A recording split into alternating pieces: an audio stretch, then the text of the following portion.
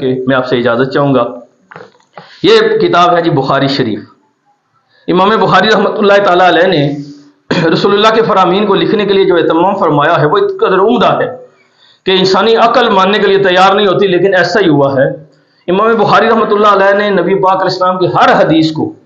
حدیث کیا ہوتی ہے؟ نبی پاک علیہ السلام کا قول مبارک فرمانا، رسول اللہ کا فعل مبارک، رسول اللہ کا کوئی کام کرنا، اور رسول اللہ صلی اللہ علیہ وآلہ وسلم کے سامنے کوئی کام ہوا ہو، حضور نے اس سے منع نہ کیا ہو، یہ اس کے جواز کی دلیل ہے۔ یہ بھی حدیث کے اس لیے حدیث قولی، پہلی حدیث قولی، دوسری حدیث فعلی اور تیسری حدیث تقریری ہے۔ تو یہ حدیث کی تین قسمیں، حدیث قولی، حدیث فعلی اور حدیث تقریری، یہ تین درجے ہیں، یہ تین قسمیں حدیث کی۔ تو یہ تینوں کے تینوں جو ہیں یہ لوٹتے کس کی طرف ہیں؟ نبی پاک صلی اللہ علیہ وآلہ وسلم کی طرف۔ تو امام بخاری رحمۃ اللہ تعالیٰ دیکھیں جنہیں اللہ رب العزت عزت دیتا ہے، مقام و مرتبہ دیتا ہے، ان کی خدمت کتنی ہوتی ہے دین کے لیے۔ تو انہوں نے ہر حدیث سے پہلے آپ نے باقاعدہ غسل کیا، آپ نے وضو فرمایا، خوشبو لگائی، 2 نفل پڑھے اور ایک حدیث لکھی، ایک حدیث لکھی، اور تقریباً 12 سالوں میں آپ نے یہ صحیح بخاری، اسے جامع محمد بن اسماعیل بھی کہتے ہیں، اس کو آپ نے جمع فرمایا، نہ حدیث کو جمع کیا۔ اور میں پچھلے دنوں بزرگوں کو ایک بات سنا رہا تھا، چلے آپ کو بھی سنا دیتا ہوں۔ امام ابو زید رحمۃ اللہ تعالیٰ علیہ ایک بہت بڑے امام گزرے ہیں، وہ فرماتے ہیں کہ میں امام شافعی رحمۃ اللہ علیہ کی بہت زیادہ کتابیں پڑھا کرتا تھا۔ ظاہر بات ہے امام شافعی مجتہد فی شرع ہیں، میں ان کی کتابیں پڑھا کرتا تھا۔ تو ایک مرتبہ میں مقام ابراہیم اور رکن کے درمیان سویا ہوا تھا کہ خواب میں نبی کائنات علیہ الصلوۃ والسلام کی زیارت ہو گئی۔ تو میں نے عرض کی تو نبی پاک علیہ السلام نے فرمایا کہ ابو زید تو شافعی کی کتابیں پڑھتا ہے، میری کتاب نہیں پڑھتا۔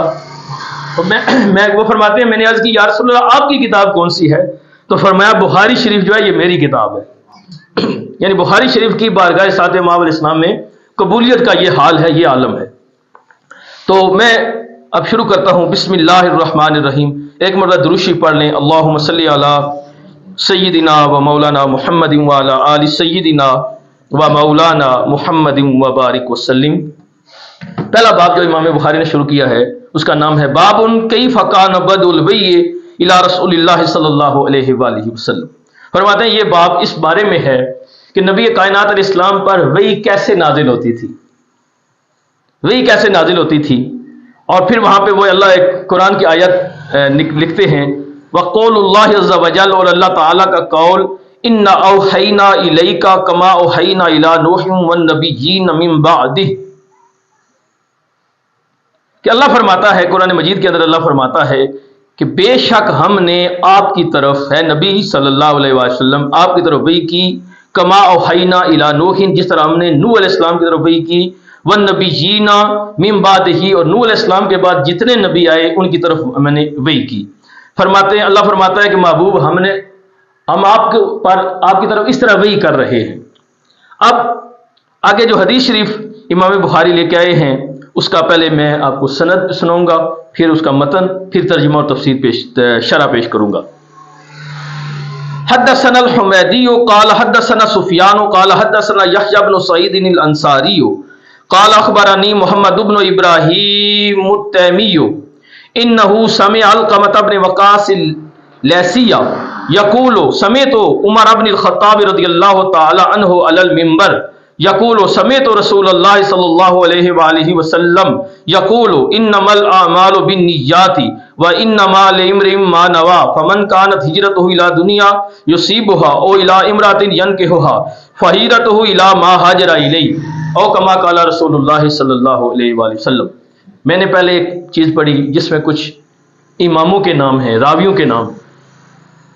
اسے کہتے ہیں حدیث کی سند۔ امام بخاری رحمۃ اللہ تعالی علیہ نے جن سے سن کر حدیث لکھی ہے ان کا نام ہے حمیدی، امام حمیدی رحمۃ اللہ تعالی علیہ، گویا یہ امام بخاری کے استاد تھے، ان سے سن کے آپ نے یہ حدیث بیان کی ہے۔ انہوں نے آگے سنا ہے جناب سفیان سے،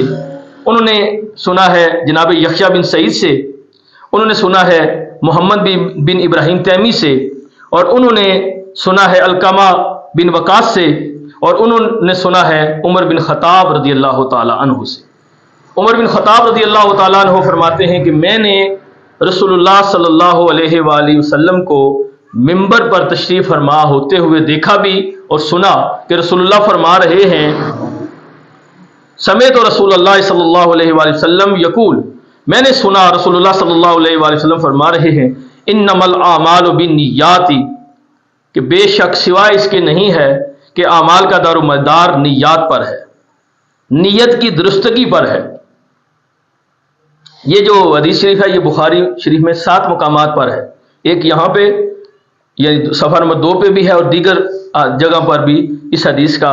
یہ آئی ہے اس کے ساتھ، اس عنوان کی حدیث، یہی حدیث، لیکن وہاں پہ یہ فرق ہے کہ یہاں پہ بن نیات ہے،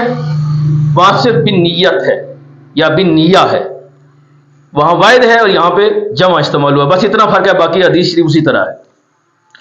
وَإِنَّمَا لِامْرِئٍ مَّا نَوَىٰ، سوائے اس کے نہیں ہے کہ مرد کے لیے وہی ہے جس کی وہ ہجرت کرتا ہے، جس کی وہ ساری نیت کرتا ہے۔ فَمَنْ كَانَتْ هِجْرَتُهُ إِلَىٰ دُنْيَا يُصِيبُهَا أَوْ إِلَىٰ امْرَأَةٍ يَنكِحُهَا، تو جس کی ہجرت دنیا کے لیے ہے اسے دنیا ہی ملے گی، اور جس کی أَوْ إِلَىٰ امْرَأَةٍ يَنكِحُهَا، اور جس کی ہجرت کسی عورت سے نکاح کرنے کے لیے ہے تو اسے عورت ہی ملے گی۔ فَهِجْرَتُهُ إِلَىٰ مَا هَاجَرَ إِلَيْهِ، تو جو جس طرف ہجرت کرے گا اسے وہی چیز ملے گی۔ اب اس حدیث کا جو شان نزول اور شان ورود ہے وہ یہ ہے کہ نبی علیہ الصلوۃ والسلام کی بارگاہ میں ایک شخص کا ذکر ہوا، جب صحابہ ہجرت کر کے مدینہ شریف گئے تو ایک شخص کا ذکر ہوا، ہجرت کرنے والوں میں جہاں اللہ اس کے رسول کی رضا کی خاطر ہجرت کرنے والے تھے، وہاں پہ ایک شخصیت ایسی بھی تھی کہ جنہیں ایک عورت نے شرط لگائی ہوئی تھی کہ آپ اگر ہجرت کریں گے تو میں آپ سے نکاح کروں گی، اگر ہجرت نہیں کی تو میں نہیں کروں گی۔ تو ان کا تذکرہ جب رسول اللہ کی بارگاہ میں ہوا کہ فلانے جو صحابی ہیں، فلانے جو شخصیت ہیں، انہوں نے ایک عورت سے نکاح کرنے کے لیے ہجرت کی ہے، تو نبی علیہ الصلوۃ والسلام نے ارشاد فرمایا، اس موقع پر فرمایا کہ اعمال کا دار و مدار نیت پر ہے۔ فرمایا ہجرت کا ثواب اسے ملے گا، ہجرت کا ثواب اسے ملے گا جس کی نیت ہجرت کرنے کی ہوگی، اور اعمال، ہر قسم کے اعمال، یہ یاد رکھیے کہ ان کا اعمال کا تعلق عبادات کے ساتھ ہے، اعمال سے مراد عبادات ہیں۔ مثال کے طور پر اگر کوئی چھت سے چھلانگ لگائے اور نیت یہ ہو کہ میں بچ جاؤں گا، وہ نہیں بچے گا۔ اسی طرح اور کوئی کام جو اس کے لیے مفید نہ ہو، اسی طرح کوئی گناہ کا کام بندہ کرے اور کہے کہ میری نیت اچھی تھی، جیسا بندے کہتے ہیں یہ غلطی ہو گئی ہے، نیت میری اچھی تھی، یہ وہ اس میں آتے ہی نہیں ہے اس حدیث کے تحت۔ اعمال میں صرف عبادات آتی ہیں،